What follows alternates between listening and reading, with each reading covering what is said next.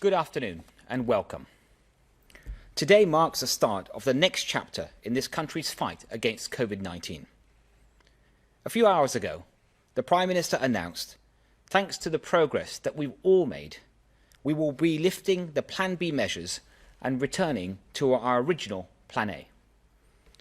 This is a moment that we can all be proud of. The culmination of a brilliant national mission that helped us to withstand the Omicron wave and restore more freedom to this country. It's a reminder of what this country can accomplish when we all work together. We'll shortly be hearing from the Chief Medical Advisor to the UK Health Security Agency, Dr. Susan Hopkins. But before we do, I wanted to talk about how we got to this important milestone and what this means for our fight against this virus. Let's start with how we got here. Back in July, we made the decision to take step 4 of our roadmap so that we could roll back the restrictions and move closer to normal life. This wasn't an easy decision, but taking this step when we did, backed by the warmer weather and the school holidays, it helped us to enjoy the greatest possible freedoms for a number of months. And as I said when I announced that change, this showed us how we can learn to live with COVID. But I also warned that a more harmful new variant would have the potential to set us back. 4 months later, our scientists, learning from their colleagues in South Africa, were amongst the first in the world to help identify a new variant, Omicron, a variant that was capable of spreading faster than any COVID variant that had come before it. Spurred by this new transmissible variant, case numbers rose to record levels, and incredibly, over a third of the UK's total number of confirmed COVID-19 cases happened over the last 8 weeks. There was a lot we didn't know about Omicron, but we did know that we were in a stronger position than the previous winter, thanks to that decision to open up in the summer and to the solid defences that we've built up over time. So we decided not to return to the lockdown measures as many countries in Europe have, because I've always been extremely conscious of the impact that blanket restrictions can have, for instance on jobs, on education, on mental health. Instead, we pursued a different path, one that allowed us to take a balanced and proportionate approach. We put in place the Plan B contingency measures that were set out in the autumn and winter plan. These measures left us with far fewer restrictions than most in Europe, and they bought us valuable time. Time that we could use to assess the Omicron variant and reinforce this country's pharmaceutical defences. Since we announced Plan B, 15 million people have stepped forward to get their boosters. We've smashed records again and again, including a record 1.06 million UK vaccinations in a single day.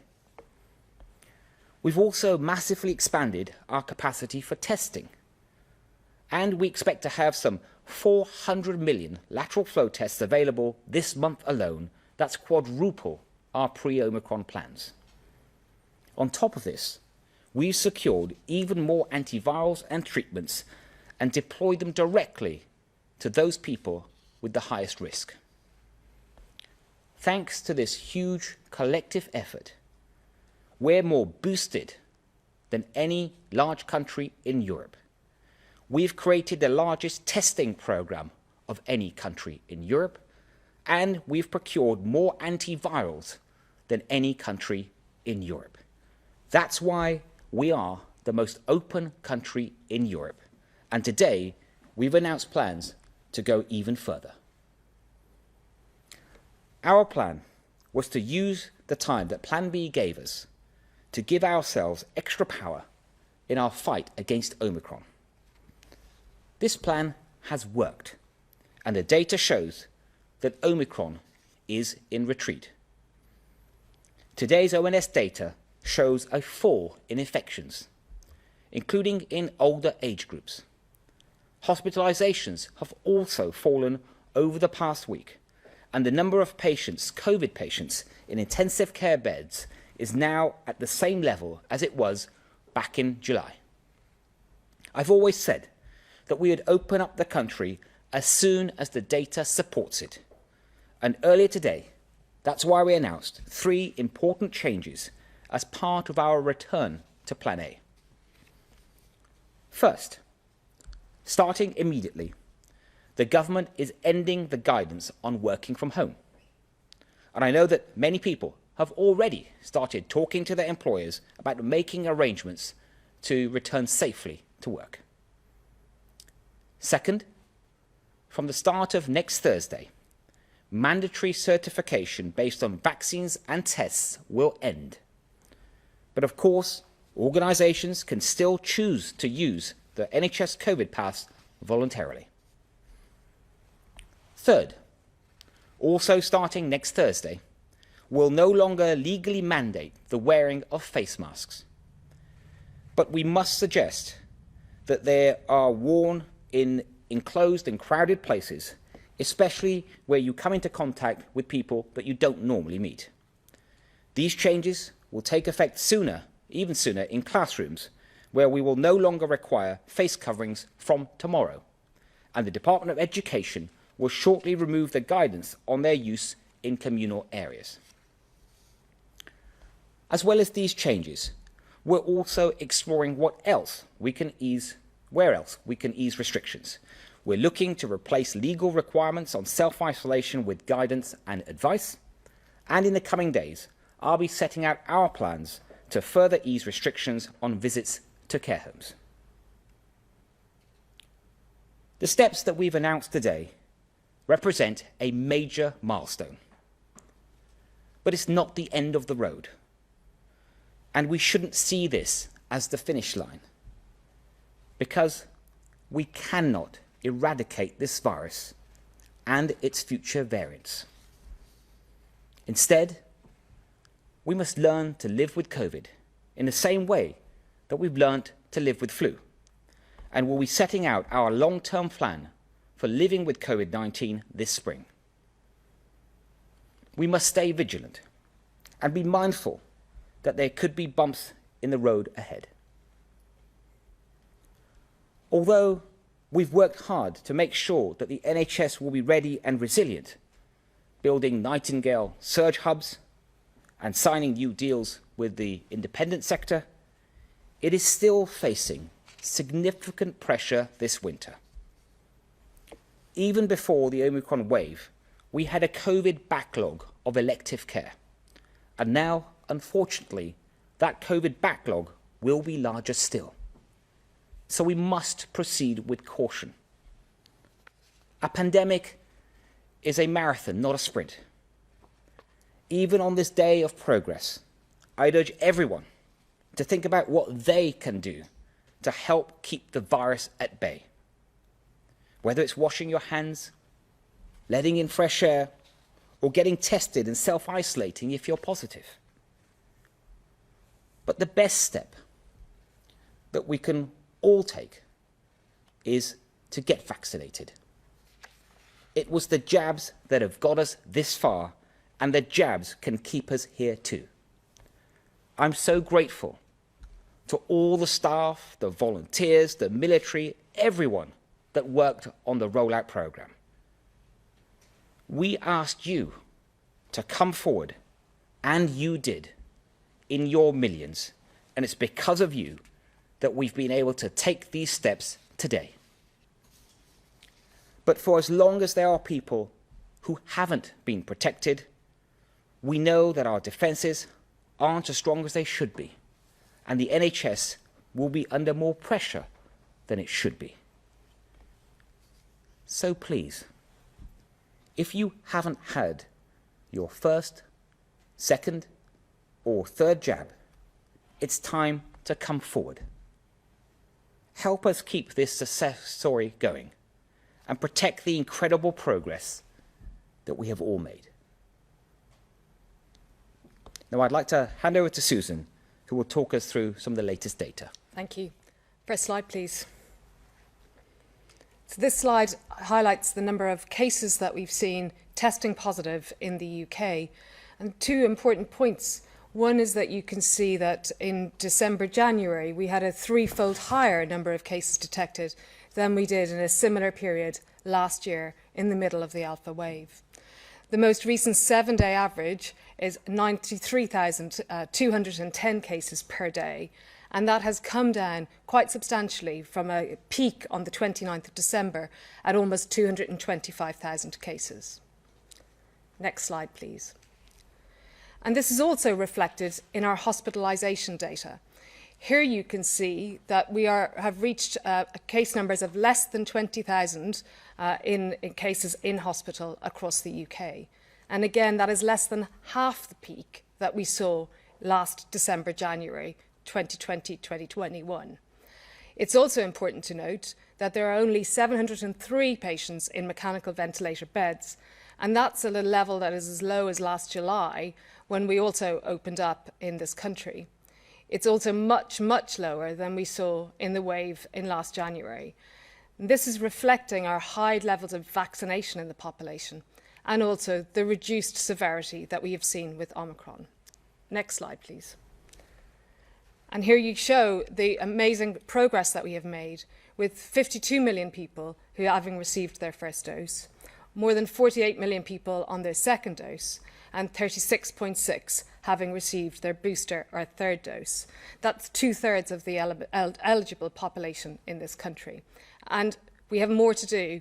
We really need those other individuals who have not had their first, second or third dose to come forward as soon as possible to have the greatest levels of protection. Next slide, please. Here, this shows you the benefits of protection with vaccination. What you can see on the slide, the first graph, is the levels of protection in individuals who are admitted to the intensive care unit. And if you focus on the red colouring, what you can see in that is more than half the people being admitted to ICU over the last 7 or 8 months are unvaccinated. And if you also see the smaller proportions that have had 2 doses and a booster in comparison to the general population. And you can see in the general population, only 10% of individuals are unvaccinated, but those individuals are disproportionately being admitted to ICU. The greatest thing that you can do to protect yourself against ICU admission and hospital admission too is get vaccinated. Next slide, please. And here it shows why we're in such a good position in this country right now, why we've seen reductions in our hospitalisation compared to where we could have expected a month ago, where we see reductions in our case numbers and falling case numbers in the country. This relates to our booster campaign. And we have now got, compared to comparable countries across Europe and North America, the highest rate of boosters in our population overall. We can see that other countries are rapidly trying to increase their booster campaign. And we also know that this is affecting their hospitalisation rates and cases in their population. So the strongest defence we have against the Omicron wave that we are now experiencing and any future waves of variants that we might experience is vaccination. So I urge everyone to take up their offer as soon as possible. Thank you. Thank you very much, Susan. Now we're going to turn to questions, and the first 2 questions are from members of the public. And I believe the first one is Christina from Berkshire. Given the increasing number of hospitalizations of young children with COVID-19, are there plans to vaccinate children under 12? Thank you, Christina, for your question. That we, at this point, first of all, our vaccination program is focused on the over 12s at the moment, and as you've heard, we have had great success. But you're right to raise under 12s, and we take advice from our expert advisors, the JCVI, and we have asked them to look at this. And at this point, what they have advised us is that we should vaccinate under 12s that are at risk, and that is exactly what we plan to do, and we plan to start that this month. but they are keeping that under review to see if we should expand that more broadly to everyone in that cohort. Thank you, Christina. Next, I believe it's Michelle from Lincolnshire. Please can you explain why the self-isolation period has changed to 5 days with negative lateral flow tests, when right from the beginning of the pandemic it has been advised that if you have had COVID, then you shouldn't do a lateral flow or PCR test for 90 days as you could have false results. This question needs to be answered as people are losing faith in the system. Susan, would you like to take that one? Yeah, so what we know is that you can remain PCR positive for quite some time, which is why we don't advise repeated PCR tests unless you've got new symptoms. However, lateral flow and the evidence for lateral flow has come hard and fast over the last 6 to 9 months. And what we recognise now is that once individuals have finished their infectious episode, those lateral flow tests become negative and remain negative for the vast majority of people. What we have now advised is that, and looked at very carefully, is that the individuals who have 2 negative lateral flows can be released from isolation early. The earliest that can be is after they're 5 and 6, a release on day 6. And that allows people to get back into the workplace and to get back out into school as well. So it's really an emerging evidence and changing the evidence base rather than any new advice in that way. Thank you. Thank you, Susan. Next, I will turn to the journalists, and the first I have on my list is Hugh Pym from BBC News. Thank you, Secretary of State. First of all, one for you. How can the Prime Minister continue to lead the country when one of his most senior MPs in the Commons has called on him to resign? And one for Dr. Hopkins.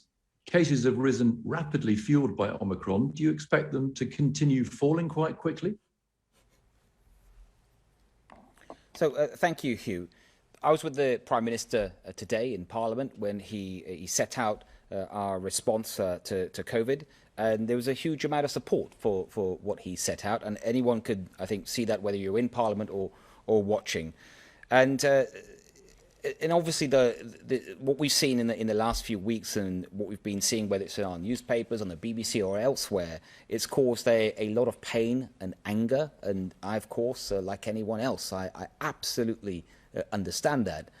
And the Prime Minister has he's come to Parliament, he's apologised, and he has asked for the time and space for the investigation that's taking place to be completed so the facts can be established, and then he will come back to Parliament and answer any questions and be happily scrutinised on those facts once they're established.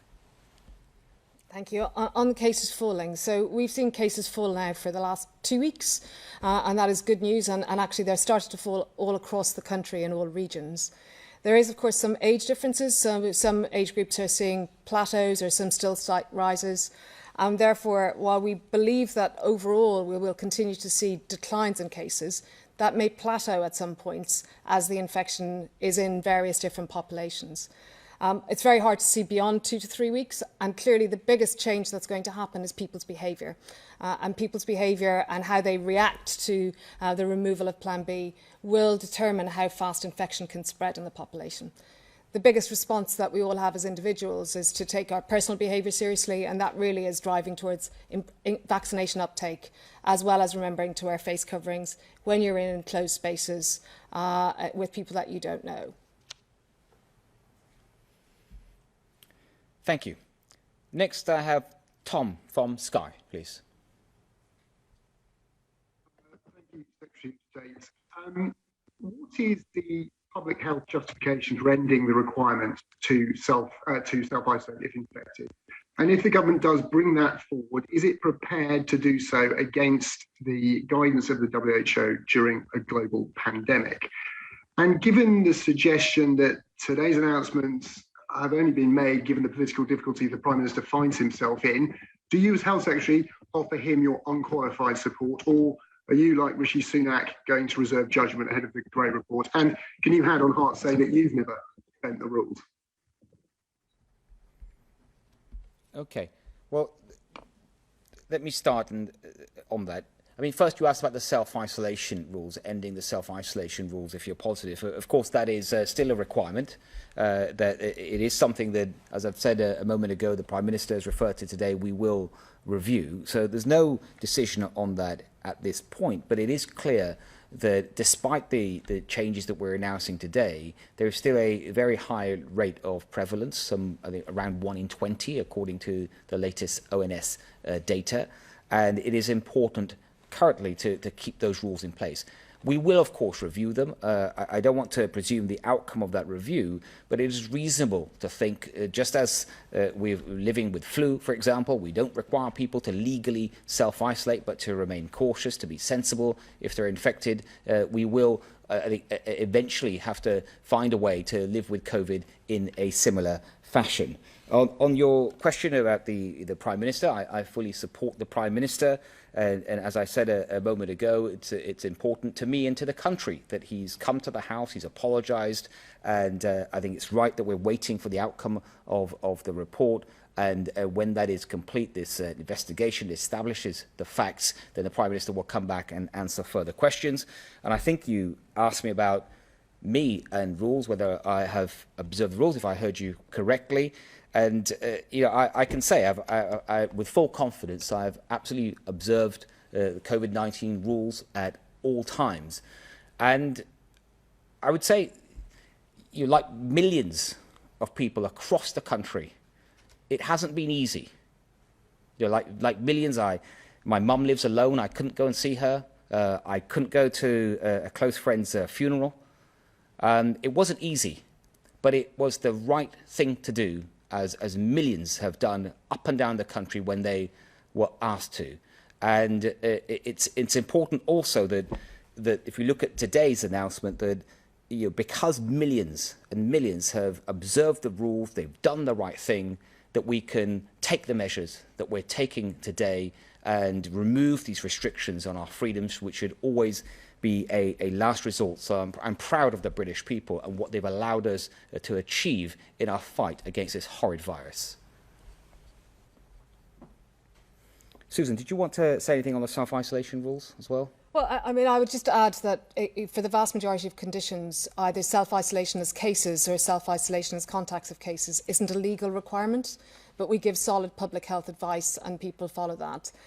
Even now, people are as cases within the rules, they are able to take testing to leave early, and as contacts, if you're vaccinated, you're able to leave every day having done a daily lateral flow test. So I think it is just one element of the restrictions. I think if we removed all elements on cases and contacts right now at this moment in the pandemic, that would be different. But a legal requirement is only one component of it. Thank you, Tom. I mean, should remain in place for the time being, though, bringing it forward. The Prime Minister hinted at bringing it forward earlier in March, yet we still have cases, the highest levels of infections we've ever seen from COVID in the UK. Well, Tom, just to say that review is something that we will do, but at this point in time, those requirements, the need to self-isolate if you're positive, remain very important. May I next turn to Emily from ITV, please? Thank you, Secretary of State. I wondered whether you are personally frustrated that you are constantly having to defend the Prime Minister's actions while at the same time having to deliver very important public health advice. And also, if I may, just to follow on from Tom's question, is what you're saying today that by the end of March we will effectively be living with no restrictions in place whatsoever? Thank you, Emily. And again, when it comes to what has happened in number 10, the photos and videos and things that we've all seen, and we've all understandably, I think all of us have been pained by that, angered by that. It is right for the Prime Minister to respond, and he has responded in Parliament, and he will come back to Parliament once the investigation is complete. And I think that is the right approach. In terms of what happens at the end of March, I think, first of all, we can reflect on the last 8 weeks. That's what it's been. I know it probably feels like longer with Omicron. It's been 8 weeks. As I said, that accounts for a third of all the COVID-19 infections we've seen thus far throughout this pandemic. And if we look back at that, I do think we've got all the big decisions right. We didn't get, throughout this pandemic, we haven't got every single decision right, all the small ones, but we got the big decisions right. And that's ultimately what matters. And that's why we're able to take these steps today and be the freest country in Europe. Now, there still are some requirements, restrictions in place, such as the need to self-isolate. If you're positive, there's some travel requirements still on LFD testing. And it is right that we review those. And I will come back in the spring and set out how we will live with COVID. But the way we are going to do this is that we are going to have to find a way to remove almost all of these restrictions and get life completely back to normal, but with one or two really big things that I think that will be there for a while. That is probably the need to vaccinate. I can't tell you how often that will be, but I think vaccinations will remain hugely important, just as we have to have annual vaccinations, certainly for older people against flu. And I think antivirals and treatments will continue to play a big role, especially for those that might be more exposed. And I think testing, it's great where we are today with testing. I think it will improve over time. And these pharmaceutical defenses of the vaccines, antivirals, monoclonal antibodies, and testing, I think they will be the cornerstone of our future defenses. Thank you, Emily. I'll next move to David, please, from PA. Health Secretary, the latest recorded daily deaths figure is 359. You're now lifting restrictions. Is this the kind of daily death toll you think the country has to be comfortable with as part of the shift to living with COVID? And after the events of the past few days, do you think the Prime Minister is living on borrowed time? And will you be throwing your hat into the ring in the leadership contest again? And to Dr. Hopkins, is the UK HSA completely comfortable with the measures that were announced today? And has any assessment been made of what they will do to cases, removing the legal requirements on face masks and the end of the work from home guidance? Good. Thank you for your question. Look, first on the daily death toll, it is throughout this pandemic, some over 150,000 deaths that we've seen. People across the country have lost their friends, their loved ones. And of course, no one wants to see anything like that, and it's happened across the world. Thankfully, we're in a place today, because of the vaccines primarily, that the death rate has fallen dramatically. And as Susan had said earlier and shown with the data, with Omicron in particular, the number of people in intensive care is even lower now than it was before Omicron came along. And that's important. But again, we can't stress enough how important it is to get vaccinated, because that's the way to keep deaths low. You mentioned the number of people dying, and you mentioned the latest number. The numbers do vary day by day. There's some reporting differences on depending on which day of the week that is picked. But if you look at the average daily death rate, the 7-day average, I think it's around 200 in England, which is a lot lower than it's been before, and we want it to get lower. And there's something else I think is important to point out about the death rate, which maybe Susan might expand on when I come to her. It is also with Omicron, we know that if we look at infections of people with COVID in hospital, we estimate around 40% of the people with COVID in hospital are there not because they've got COVID, they happen to have COVID. So it's what you might call an incidental infection. So they're not there being treated for COVID. And that's almost double the percentage that we saw with Delta. And that's important because the deaths that are being reported of people that were COVID positive within 28 days of passing away, that many of those people would not have necessarily died of COVID. And what we're seeing in hospitals, that proportion of roughly 40% not being there because of COVID, is an indicator of that. What Susan might expand on is that the ONS has very detailed data on that, which I think they'll come out with shortly, where they look at the actual cause of death on death certificates. And I think that will be important data when it comes. Your second question, you asked about leadership. Well, look, we have a leader. We have a prime minister. The prime minister is busy delivering for this country. He's delivered on Brexit. He's delivered on jobs. He's delivering on fighting this pandemic. And I've got a job, and that's a very important job, and that's health and social care. My job is to make sure that health and social care is the very best it can be in this great country. Susan. Great. So I'll take it in two parts. So first of all, on the deaths within 28 days, we regard this as a leading indicator and something we monitor very carefully. But as the Secretary of State has said, it doesn't take into account people who've died with COVID, who've had a diagnosis. And given the very large number of cases that we've diagnosed in the last number of weeks, we will sadly see some people, particularly the very elderly, who die within 28 days of a case of COVID. So we look very carefully at the ONS data, and ONS data release their data weekly. However, in the last 2 weeks, it's always lagged because the death registrations need to come through. And we will continue to keep a monitoring on the number of deaths that we're seeing within 28 days and the number of deaths that ONS are reporting that are on the death certificate, so therefore related to the death in some way. And if we see those diverge, we will discuss it further and highlight the reasons for that. On the second part, which is the components of face coverings and working from home.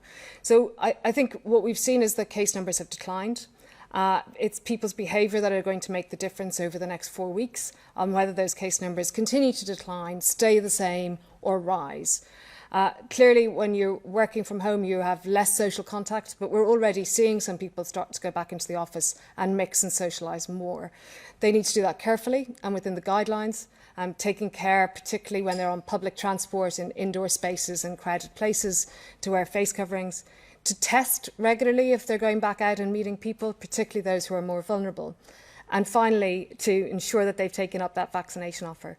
Because at the end of the day, the more people who are vaccinated, the less likely we will see large transmission, especially in those individuals who've had a booster dose. Thank you, Susan. Next, Jane, please, from the Eye. Thank you. To the Health Secretary, can you rule out a return of Plan B if another variant of concern emerges? And also, the Prime Minister said today that the government has got the big things on COVID right, and I think you've echoed that, including not introducing tougher measures in England over Christmas in response to Omicron. But the Prime Minister just got lucky, didn't he? Boris Johnson wanted to introduce tougher measures before Christmas, but he was blocked by the Cabinet and the Tory party before Christmas. How can he portray this as strong leadership when he was left with no choice? And if I could also ask Dr. Hopkins, what is the scientific evidence and your assessment for scrapping self-isolation in March or even earlier, as the Prime Minister has suggested today? Thank you. Thank you for the question. First of all, in terms of looking ahead, as I said a moment ago, this pandemic is still with us. It's not the end of the road. There will be bumps on the road ahead. None of us know what these bumps are going to be. There will be future variants. There are many variants between Delta and Omicron, but many of them, they weren't that dangerous and that much of concern. But then suddenly Omicron comes along, and then we all know what happened. So we have to remain vigilant for against future variants, and also learn from what we've done. And what we have learned, and I think especially over the last couple of months, is that our pharmaceutical defences really do work. You know, the vaccines, especially the boosters, the testing, the mass testing, and the focus on antivirals and other treatments, and also how the British people respond. Because when Omicron came about and we were very open about it and the risks, the British people responded fantastically in such a responsible way, taking tests if they were meeting, perhaps elderly people or going to a high-risk place, getting vaccinated in their millions, the most boosted country in Europe. So I think these are the kind of measures as we look ahead. And then to your second point, that I think you said something like, did the Prime Minister just sort of get lucky? Of course not. The Prime Minister has shown leadership throughout. But when we think about the emergence of Omicron and what happened, of course, as ministers, we receive lots of advice, not just on the public health risk, which is hugely important advice. We get advice on what might be the impact of certain measures on the economy, on education, on other health issues, mental health, cancer outcomes. These are all vitally important. And what the Prime Minister has to do, and only he can do as the head of the government, is to balance all those up and come to a judgment. And that's exactly what the Prime Minister did. And the central decision that he made, which was to absolutely focus on boosters, has been vindicated. And when you look back at those charts that Susan shared earlier, if you look at the booster rate in the UK, not just versus Europe, but even countries like Israel that started before us, when you look at that, that is the main reason we are where we are today, because the Prime Minister made those decisions, the country responded in their millions, and it's left us where we are today, opening up the country, of course remaining cautious and vigilant, but we can take the measures that we've taken today. Susan.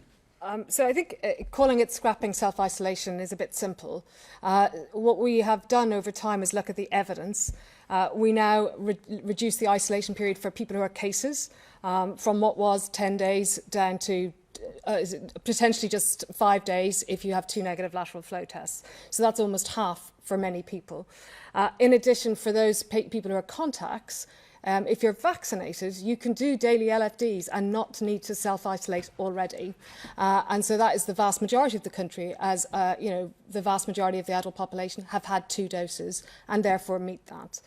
For other individuals, we still ask them to self-isolate, and we'll continue to look at that and look at alternatives and review the scientific evidence. And we will continue to monitor the impact of this virus in the population.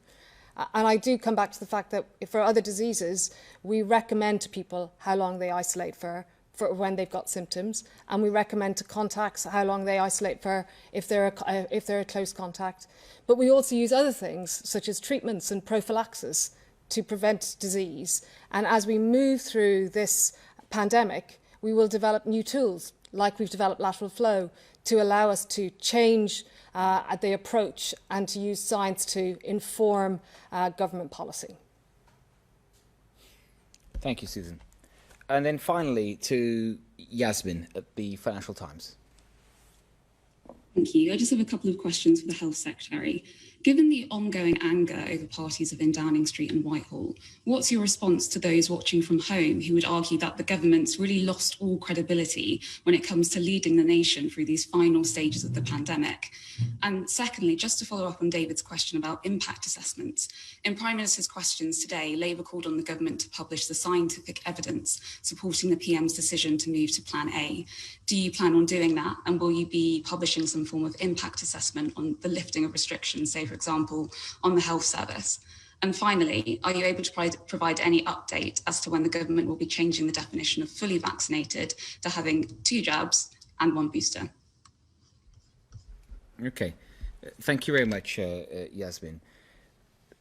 You're absolutely right to point to the public anger, how pained people have been through what they've seen and learned, whether through media publications, through TV, around parties and all of that, and everyone's been angered by it.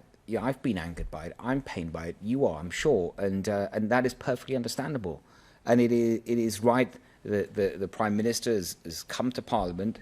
He's accepted already that there's been mistakes, but he has asked for a proper, thorough investigation to be done to establish the facts, and then he will respond to that. He will properly respond to that, to Parliament and to the British people, as he should and as he said he would. And that is going to be an important moment. And the British people, once they've seen the outcome of the investigation, they've heard the Prime Minister's response, then they can make an ultimate judgment for themselves, as they should. It's their country. They vote in a government and decide what should happen. It is their right that they get the full facts and decide for themselves. But I absolutely understand the anger and the pain. And in terms of the second part of your question, the evidence around the decisions we've made, that throughout the pandemic, we've been sharing evidence through Parliament and through on the website, for example, of the UKHSA and in other ways. And we will continue to do that, be open and transparent, and there'll be many impact assessments that we've published with respect to the pandemic. And we always keep that under review, and we're as transparent as we can be. That's really very important. And having sessions like this, where it's members of the public or people like yourself, Yasmin, can ask us questions. Anything you want is part of that transparency. And then in answer to your final part of your question, we are looking at the definition of fully vaccinated. It is something that if we just look at what we've learned in the last few weeks, we know that 2 vaccines are not enough against Omicron. They're nowhere near enough. They just don't work in terms of protecting you, certainly from hospitalization. But we know that 3 vaccines that they can give you, I think, is it, Susan, 88% protection. 88% protection against hospitalization. And so they work. And that's why we are where we are today. That's why we've made this progress. And it's right that we keep reviewing and updating the definition of fully vaccination, but we've got to think about how that would work in practical terms. So we are looking at that. And if I may, since it's the final question, it allows me just to finally say, please, to anyone listening, if you're eligible and you're not boosted yet, please do come forward and help yourself, your loved ones, and most of all, help our great country. Thank you. Thank you all very much.